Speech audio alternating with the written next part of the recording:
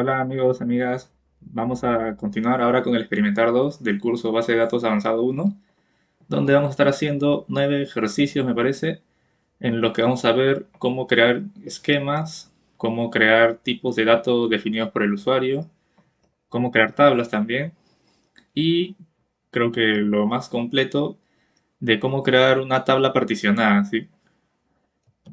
Entonces, comencemos con el ejercicio número 1, que dice crear la base de datos BD-ARCOR con valores de propiedades predeterminadas, valiendo su existencia y eliminándola si existiera. Ya recordando, ¿no?, un poco la primera clase, cómo crear una base de datos, solo que mucho más sencillo todavía, porque solamente es con valores predeterminados. Ya, vamos a poner acá experimentar 02, ejercicio 1, ¿ya?, el 1. Y a crear una base de datos, pero ojo que dice validando su existencia y eliminando si existiera. Esto sirve más que nada como para tener un query completo y que ya más adelante, ¿no?, si te puedas tú ejecutar todo el query completo, ¿no? Este es el query, ¿no? ¿Verdad? Me olvidaba decirles que ya está abierto, ¿no?, el SQL Server, como estarán viendo, ya le había dado nueva consulta y entonces aquí ya estoy desarrollando el problema. Ahora, ¿cómo hago esta validación, no? Hay varias formas, ¿no? Pero en este caso la más sencilla sería esta de aquí, aplicando un if. Pero primero vamos a asegurarnos, ¿no?, de utilizar la base de datos master, que ahí es donde vamos a crear la base de datos. Y antes de crearla, hacemos una condicional if si database db-id, ese es el código, entre paréntesis, el nombre del ID de la base de datos que queremos crear o eliminar dependiendo, ¿no?, que va a ser justamente, acá se ponen las comillas, bd-arcor.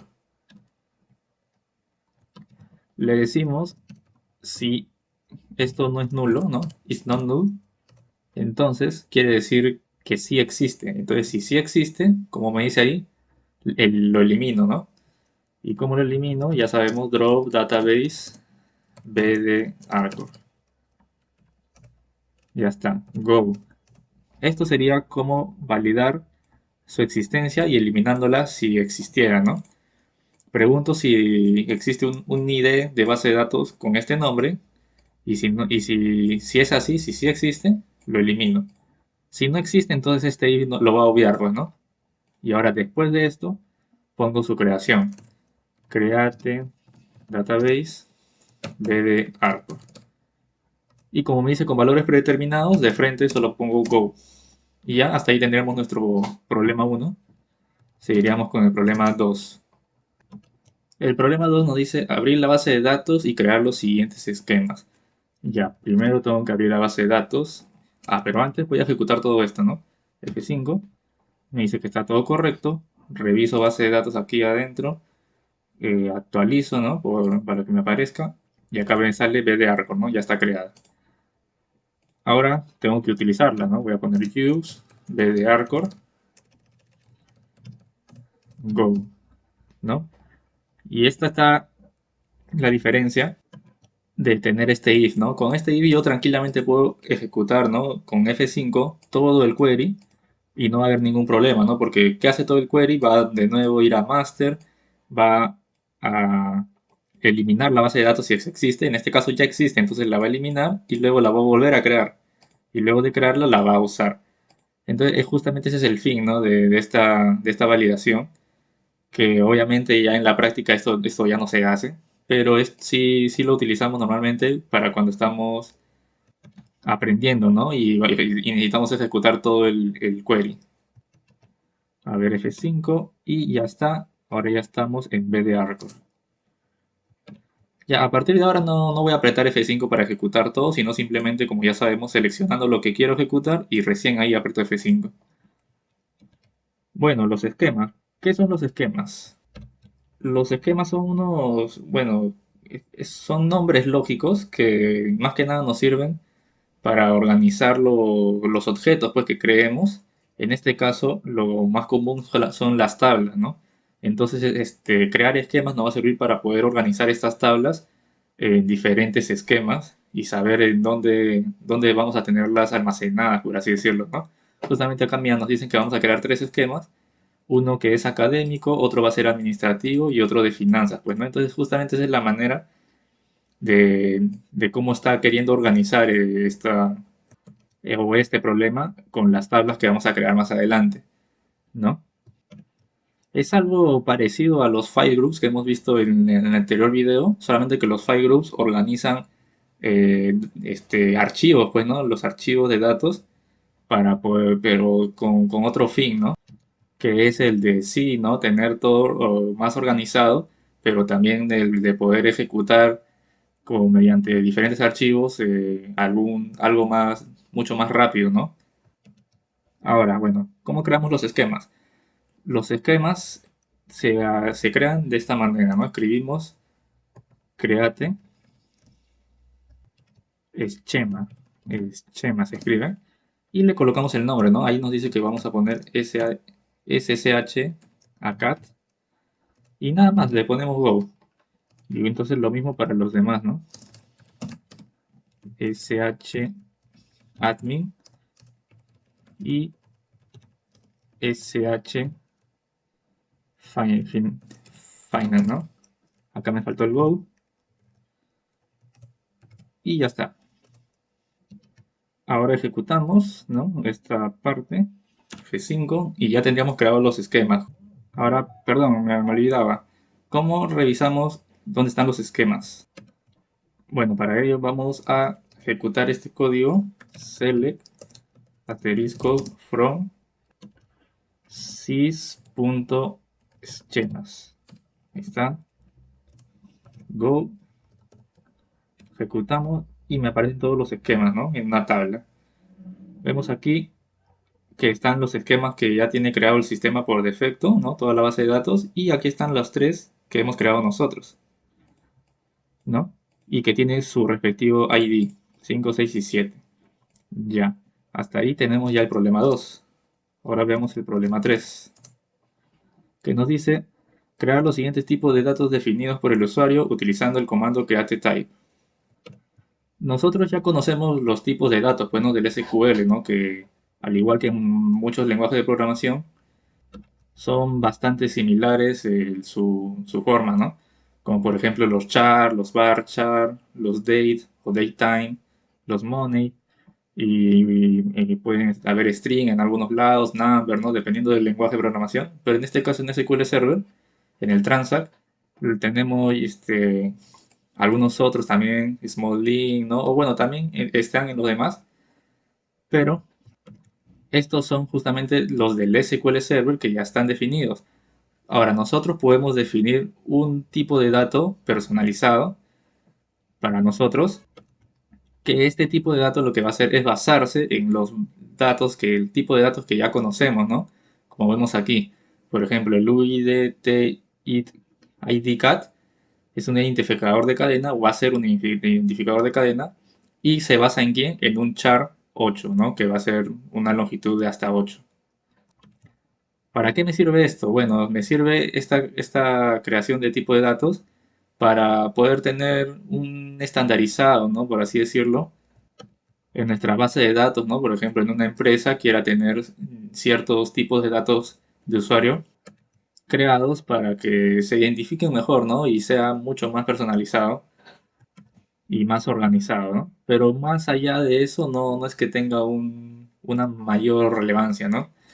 Entonces, ¿cómo se crean esto? Justamente acá te ayuda, te dice utilizando el comando createType. CreateType. Y escribimos el nombre del tipo de dato, ¿no? El personalizado, ¿no? El nombre propio que le quieres dar. En este caso, comenzamos con el primero, que es UIDT, ID, num. Y luego, para darle en cuál se va a basar, tenemos que darle from y el nombre del tipo de dato en el cual se va a basar. En este caso es small int.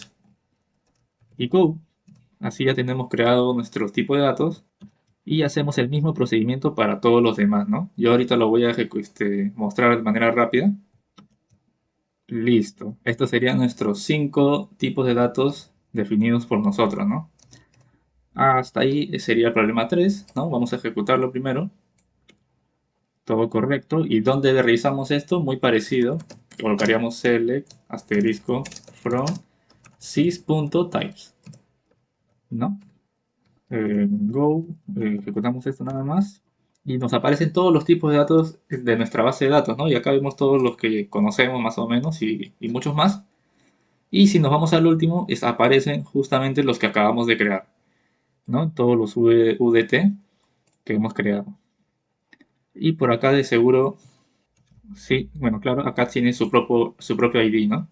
Ahora sí, hasta ahí estamos en el 3, ahora nos vamos al problema 4. El problema 4 nos dice crear los siguientes tipos de datos de... no, perdón, acá más abajo. Crear las siguientes tablas en los esquemas indicados y utilizando los tipos de datos creados previamente. Y ya nosotros ya sabemos más o menos cómo crear tablas y, y para qué nos sirven, ¿no? Ahora vamos a crear las tablas, pero con el detalle de que le vamos a dar a qué esquema va a pertenecer, porque justamente para eso hemos creado los esquemas. Y a los campos que les vamos a dar a las tablas, le vamos a dar los tipos de datos que también acabamos de crear. Bueno, entonces creamos la tabla TV docente primero. Para eso ponemos create table. Y si queremos ponerle a qué esquema va a pertenecer, tenemos que poner primero el nombre del esquema. Entonces, CSCH ACAT. Punto. Y el nombre, ahora sí, TV docente. Ya, acá recordarles que cuando nosotros creábamos y no poníamos esta parte de acá que era donde está el esquema, esto básicamente, esto de acá así nada más, nos daba a entender de que por defecto se iba a crear en el esquema DBO. Ese es el esquema por defecto. O sea, escribir así era lo mismo que poner DBO punto y el nombre. Pero como nosotros ya tenemos nuestros esquemas personalizados, entonces le colocamos justamente ese esquema, ¿no? Acá. Listo, luego de esto vienen los paréntesis para colocar los campos y al final es el go, ¿no? Listo, donde vienen los campos son todos los que vemos ahí, ¿no? Code 12, vamos colocando todos primero. Num 12, app 12, fna 12 y sue 12. Ya, en el código docente escribíamos el campo, como lo vemos aquí, y luego sigue el tipo de dato. El tipo de dato en este caso son los que hemos creado, o sea, escribimos udt id cat, ¿no? Que quiere decir, y mira, si tú seleccionas, justamente ahí te dice, ¿no? Tipo de dato definido por el usuario, de Arcor, DBO, toda su dirección, y ahí mismo, como ves, dice char 8 null, ¿no? O sea que es un tipo de dato de cadena char, ¿no? De caracteres, hasta 8 caracteres, y también es null, ya. Ojo que cuando tú creas tu tipo de datos, también puedes definirle si va a ser nulo o no nulo, ¿no? Por ejemplo, acá arriba, si yo quería crear los tipos de datos y ponerles que sean non null, o sea, no nulos, acá al costadito nomás le colocaba not null. O por el contrario le ponías null, pues, ¿no? Que en realidad esto ya es por defecto, así que ni sería necesario. Ya, pero yo no le puse porque, bueno, en la pregunta 3 no me decía, pues, ¿no? Que le coloque, que le especificara eso, ¿no? Y acá en la tabla sí ya me especifica si va a ser nulo o no nulo. Ya, pues eso se lo coloco entonces en la propia tabla. Al costado del tipo de dato le coloco not null. Listo, coma. Y lo mismo para todos los demás. udt cat not null. Apellido también sería lo mismo. Voy a copiarlo. Así. Para la fecha es udt tiempo not null. Y para el sueldo udt, ¿cuál era? Monto. Monto not null. Listo. Luego de esto, no nos especifica nuestra llave primaria, que ya conocemos esas cosas, pero ya voy a adelantarme porque eso también es un tema del siguiente video, de las restricciones. Y ya nosotros sabemos que para agregar una restricción de llave primaria, primary key, sería tan sencillo, ¿no? Como colocarlo aquí al costado, ¿no? Sería código docente, ¿no? Nuestra llave primaria, y al costado le pondríamos primary key. Esa es una forma, y de esta forma se va a crear la llave primaria, un constraint, porque se llama constraint a esto, pero va a tener un nombre por defecto. Entonces, si yo le quiero dar un nombre propio, ¿no? Mío, ¿no? Entonces no lo voy a colocar acá. También la otra forma es aquí mismo colocarle constraint. Y seguido de esto coloco su nombre, ¿no? Que va a ser pk de primary key code 12, ¿no? Luego de esto escribo primary key, ahora sí, y entre paréntesis el campo, el cual va a ser la llave primaria, code 12. Ahora sí, de esta manera ya tenemos creado nuestra llave primaria. Ahora hagamos la siguiente tabla. La siguiente tabla, el mismo procedimiento. Créate table y ahora dice esquema admin, sh admin.tb orden, ¿no? Los campos que van a ir aquí y el go. Ya, entonces el procedimiento es el mismo, así que para no demorarnos mucho, lo voy a cortar aquí. Listo, ya está. Así quedaría la otra tabla. Listo, hasta ahí es la problema 4. Vamos a ejecutarlo para ver que todo está correcto. F5, todo bien. Perfecto, ¿no? Podemos revisar esas tablas de la misma manera, pero ahora ponemos systables y vemos que ahí están nuestras dos tablas creadas, ¿no? Ahora, el problema 5. Aquí en el problema 5 ya nos dice abrir la base de datos master y modificar la base de datos BD Arcor para adicionar 3 file groups. Ya, vamos a recordar, ¿no? De la clase pasada cómo creamos file groups, ¿no? En una base de datos. ¿Y para qué nos va a servir esto? Justamente esto nos va a servir porque necesitamos crear file groups para luego crear unos archivos y luego de esos archivos crear función de partición, esquema de partición y pues finalmente una tabla particionada. O sea, todos estos problemas 5, 6, 7, 8, 9 van de la mano. Ya, entonces comencemos con la 5 que es agregar los file groups. Como dice, primero hay que ir al master, use master, go, y luego de esto modificar la base de datos B de Arco. ¿Cómo modificamos? Con alter database B de Arco. ¿Qué le voy a modificar? Voy a añadir file group. File group.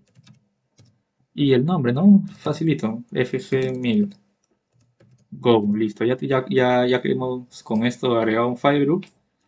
Y lo mismo sería para los otros dos. 2000 y 3000. Ahora ejecutamos todo esto. Y ya está, ¿no? Verificamos nuestros file groups, ¿no? Con el mismo código. sys.filegroups en este caso. Go. Y no nos sale el primary. Ah, porque estamos en el master, pues, ¿no? Los file groups han sido creados para BD Arcor, ¿no? Entonces tendríamos que realizar, ¿no? Use BD Arcor Go. Ahora sí. Ahora sí, acá nos aparecen nuestros 3 file groups que acabamos de crear. Problema 6 nos dice ahora nuevamente modificar la base de datos BD Arcor para adicionar un data file en cada file group creado recientemente. Los data files van a estar ubicados en la carpeta C Arcor Data con valores predeterminados. Ya, ¿te acuerdas cómo se hacía esto? Bueno, como le vamos a dar una dirección, primero tenemos que crear esta carpeta, pues no, si no, no va a dar error. Le vamos por entonces al disco C, voy a abrir aquí disco C y aquí tengo que crear una carpeta que se llame Arcor Data, ¿no? Entro y de una vez voy copiando esta dirección para ya tenerla aquí fija. Ahora colocamos alter database igual bd Arcor y le voy a decir que añada un archivo, ¿no? Add file y acá vamos a poner los paréntesis porque aquí cuando agregamos un archivo que esté en una base de datos, ¿no? Acuérdate que los valores que tenemos que darle aquí, ¿no? O sea, cuando estamos alterando la base de datos y en esa modificación vamos a agregar un archivo, este archivo tiene que tener sí o sí un nombre y una dirección, un file name. Luego de esto, como te acuerdas, tú podías crearle su tamaño, ¿no? Su tamaño máximo y su crecimiento, ¿no? Que era el file growth. Pero acá en este caso nos dice que van a tener valores predeterminados. Entonces lo único que importa es su nombre y su file name. El nombre va a ser cualquiera, pero en este caso para identificarlo, porque acuérdate que nos dice que cada data file va a estar en cada file group que hemos creado. Como hemos creado 3 file groups, necesitamos 3 data file, uno en cada file group. Entonces vamos a llamarle data 1000, ¿no? Al primero. Y file name, ponemos los corchetes, pegamos lo que es la dirección de la carpeta y adicionamos el nombre del archivo, que es data1000.ndf, porque acuérdate que cuando creamos más archivos tiene que ser ndf porque son archivos secundarios. El primario solo existe uno, ¿no? Que ya está creado. Entonces no puedo crear otro MDF que sería el principal, sino NDF, que serían los secundarios. Ya están. Acá no va coma porque ya los demás valores es lo mismo. Y sería un go. Como son tres, entonces ahora sí copiamos y pegamos. Y van a llamarse data 2000 y data 3000. Acá también hay que cambiar data 2000, data 3000 y ya estaría. Ah, cierto. Nos dice que en cada file group, ¿no? Entonces, en cada uno tenemos que colocar antes del go, ¿no? O sea, luego del name, file name, cerramos paréntesis y aquí tenemos que colocar tu file group y el nombre del file group que es fg1000. Ahora sí, lo mismo para los demás. Tu file group fg2000, tu file group fg3000. Ya, de esta manera le estamos mandando cada archivo a su file group correspondiente. Vamos a ejecutarlo y todo correcto. ¿Cómo verifico esto? Pues te acuerdas que cuando quería ver los archivos de la base de datos, colocaba exec spgel db de database y ponía el nombre de la base de datos que sería b de arcor. Go, y si ejecuto esto me aparece ahí están los archivos, el principal y el lógico, ¿no? Que son los que tenía por defecto. Y como también sabes, ¿no? El file group por defecto es primary. Luego he creado data, los tres data que son archivos secundarios en su respectivo file group. Ahí está, con sus datos predeterminados. Ya, entonces todo está correcto. Problema 7. Problema 7 dice abrir la base de datos B de Arcor y crear una función de partición utilizando range left. Ya. Ojo que nosotros ya habíamos vuelto a nuestro B de Arcor, ¿no? Para comprobarlo en esta parte. Así de que no sería necesario, pero vamos a colocarlo de todas maneras, ¿no? Para que lo tengan en cuenta. Que estamos regresando, otra vez ejecutando que vamos a estar en la base de datos Arcor. Y aquí vamos a crear la función de partición. ¿Qué es la función de partición? Es la función que, bueno, nos va a permitir indicar cómo es que vamos a particionar o separar, ¿no? los datos de la tabla. Ahora para esto, bueno, es necesario explicar qué es una tabla particionada, ¿no? ¿Para qué me sirve particionar una tabla? Las tablas particionadas nos sirven para que cuando tengamos tablas que tienen una cantidad de datos muy grande, ¿no? Y pesan bastante, a la hora de que nosotros queremos buscar información de esa tabla, ¿no? Con nuestros selects, ¿no? Con cualquier tipo de código que queramos ejecutar, nosotros ahorita en los ejercicios que hayamos probado, los datos no son muy grandes, ¿no? Entonces se busca y aparece al instante, rapidito. No hay mucho esfuerzo de nuestro disco duro, nuestro disco sólido, de nuestro sistema en sí, porque la información no pesa mucho, ¿no? Pero cuando son tablas que sí son muy grandes y con mucha información, entonces este procedimiento sí se puede tardar un montón, ¿no? Y en devolvernos la información, porque esta tabla, toda la información se guarda en justamente nuestro archivo primario.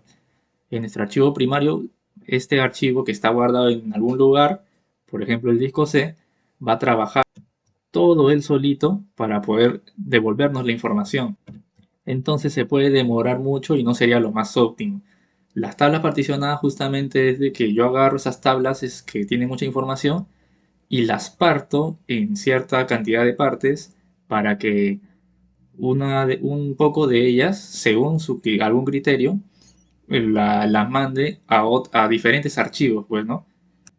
Y ya no esté solamente en el archivo principal que se crea en nuestra base de datos, sino que lo voy enviando unas partes en nuestros archivos secundarios que pueden estar guardados en diferentes discos duros, ¿no? De esta manera, cuando yo quiero obtener esta información, todos estos archivos trabajan en conjunto, trabajan en paralelo y hace el procedimiento mucho más rápido, ¿no? Esto es lo más importante de hacer una tabla particionada. Con esta explicación, entonces tú ya te estarías dando cuenta para qué estamos creando file groups, para qué estamos creando nuevos archivos. Justamente para eso, porque como vamos a partir las tablas, esas tablas ese pedazo tiene que ir en cada archivo. Yo lo voy a mandar, en este caso, en 3 archivos que son los que acabamos de crear. Y a la vez estos archivos tienen que tener su propio file group, porque si no, por sí solos no pueden estar, ¿no? En nuestra práctica, bueno, estamos guardándolo en la misma carpeta los archivos, ¿no? O sea, no va a tener mucha diferencia, pero solamente es una práctica, pues, ¿no? Nosotros tuviéramos varios discos duros, entonces sí podríamos guardarlos en diferentes de ellos y a partir de eso ya trabajaría mucho mejor. Pero bueno, entonces continuando, la función de partición, voy a dar estos criterios, ¿no? De cómo los voy a separar. Y esto depende de los campos que tengan mis tablas. Bueno, si mi tabla tiene, por ejemplo, campo de fecha, yo puedo crear una función de partición en donde voy a separar esas tablas dependiendo, ¿no? Desde el inicio de los tiempos hasta el 2020.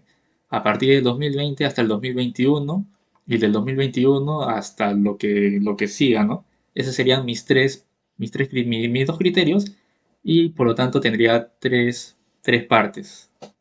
Pero si mi criterio no es fecha, sino que es el número de la factura, ¿no? Como vemos acá abajo, ¿no? Número de factura, que es un tipo de dato entero, entonces yo le puedo dar de las primeras 1000 facturas, ¿no? El número de facturas que llegan hasta el número 1000, esas van a estar en un lado, de las 1000 hasta las 2000 van a estar en otro, y de las 2000 para arriba van a ser otras. Entonces ahí es otro criterio, ¿no? Eso es lo que se coloca acá. Y entonces vamos a ver el criterio de nuestra función de partición, que para ello tenemos que poner create partition function. Luego de esto colocamos el nombre, pues fnp-número dice, y tenemos que colocar en paréntesis aquí el, el tipo de dato que tiene este campo. En este caso va a ser entero, porque acá me dice que que la partición va a ser entre números enteros, pues no entre 1000, 2000 y para arriba. Entonces yo le pongo entero. Luego de esto yo tengo que colocar as range left o puede ser right también, ¿no? Left o right, uno de los dos. El problema me dice que le coloque left, ya, pero ¿qué cosa es rango left y rango right? Quiere decir el criterio exacto. Mira, te lo voy a explicar mejor continuando ahorita el código. Luego de esto se coloca entre paréntesis cómo los voy a partir, ¿no? Voy a partirlos en 1000, porque ahí me dice valores hasta 1000, coma, valores hasta 2000.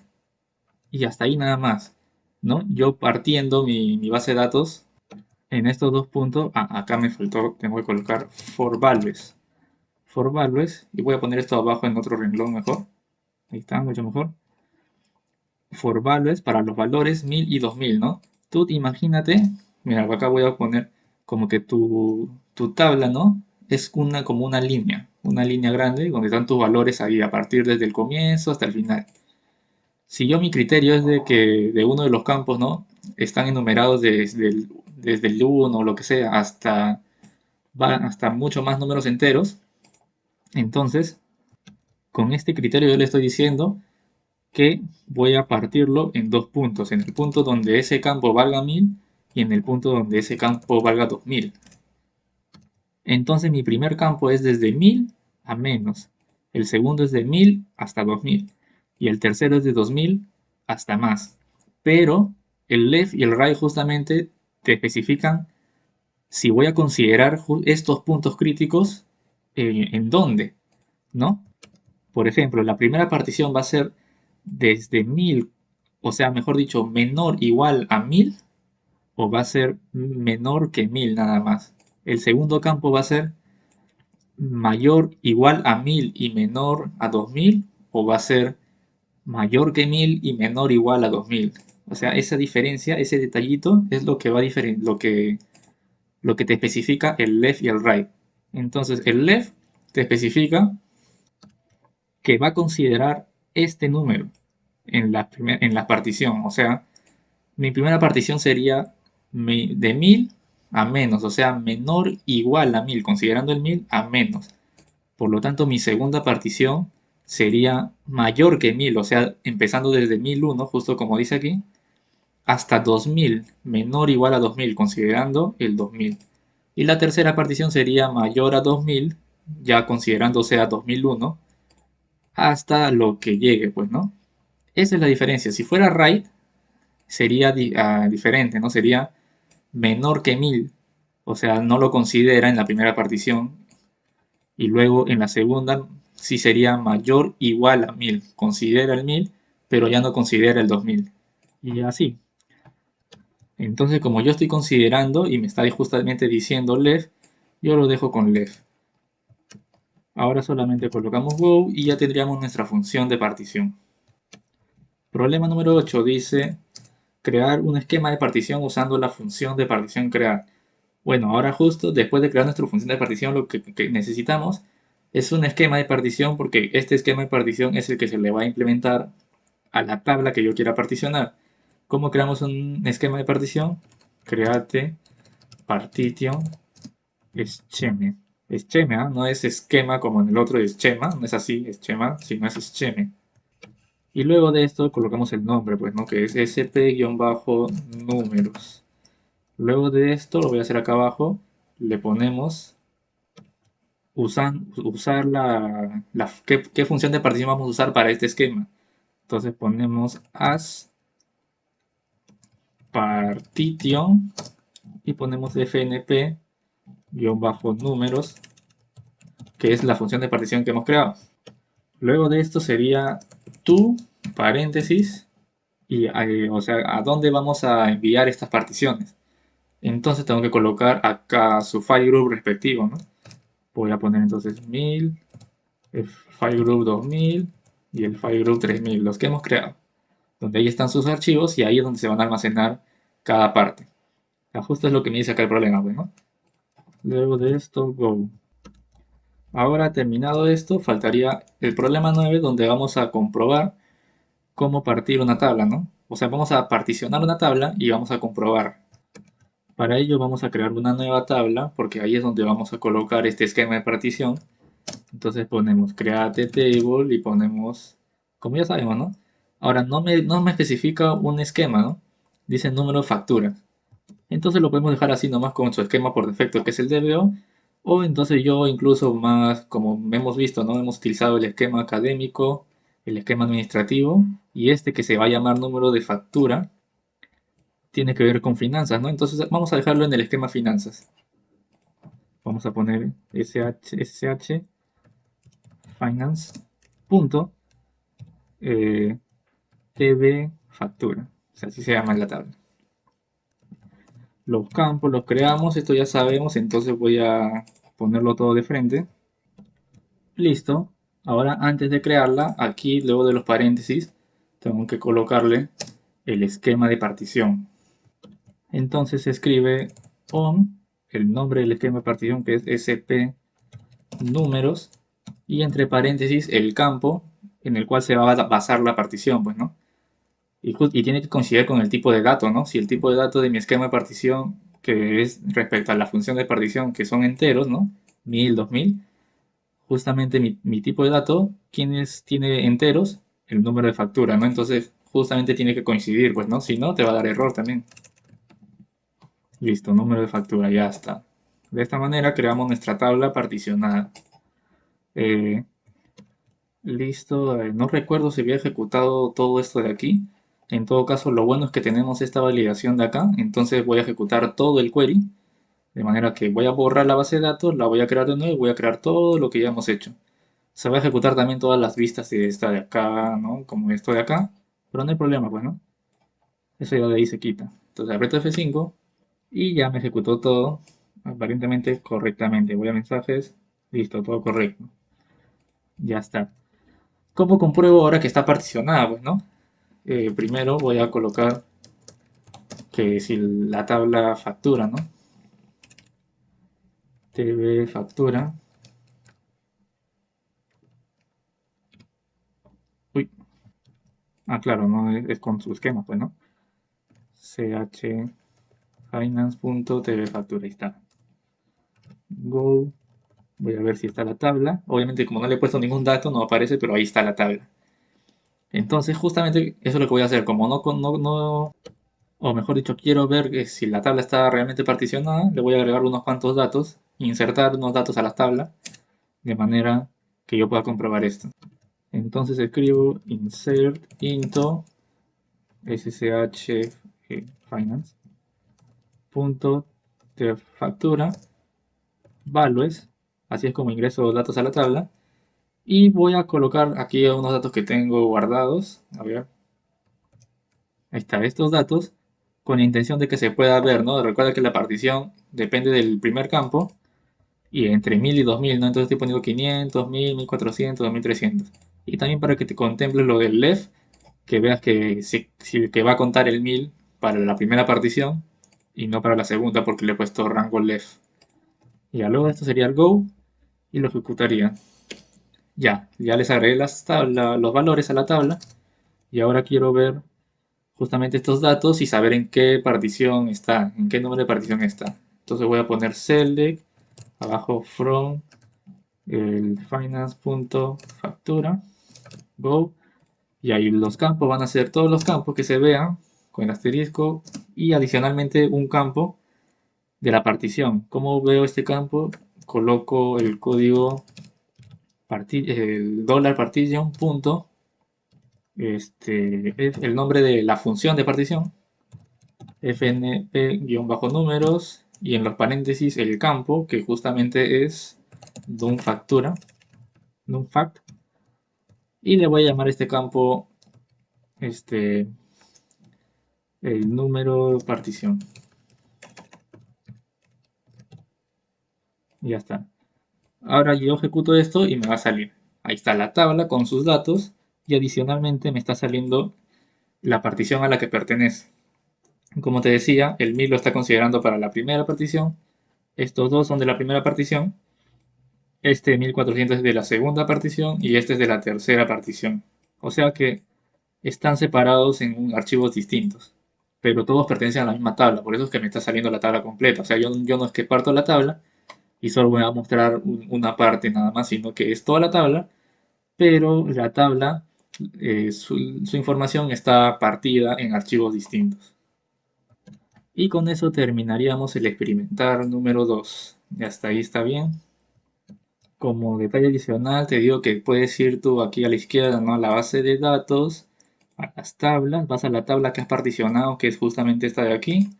Si le das clic derecho, vas a sus propiedades.